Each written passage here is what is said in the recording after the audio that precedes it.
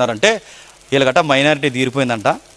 18 సంవత్సరాలు దాటి 19లోకి అడుగు పెట్టిన తర్వాత ఇంటికి వచ్చి మనకు గుడ్ న్యూస్ చెప్తారు. గుడ్ న్యూస్ కాదు, బ్యాడ్ న్యూస్.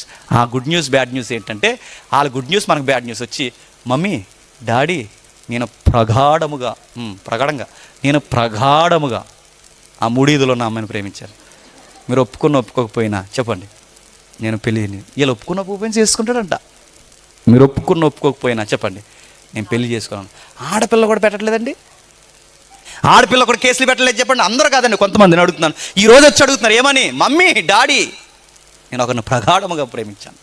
అబ్బాయి లేకపోతే ఓన్లీ నా గుండు కూడా వేసుకుంటుంది అంటారా? ఆడు కనబడకపోతే నాకు రోజులా ఉండలేదు, గాలి ఎత్తలేదు, నాకు రకరకాలన్నీ చెప్తారు, నాకు బతకాలనిపించట్లేదు. అడుగుతున్నాను, వద్దమ్మా ఆ గాలితో నీకెందుకే, ఆడు ఏదో బ్లేడ్ బ్యాచ్కెళ్ళా ఉన్నాడు, నీకెందుకే అని చెప్తే ఎన్ని చెప్పినా మీరు మీ కొలతో కాదు చెప్పండి, నా కొలతో.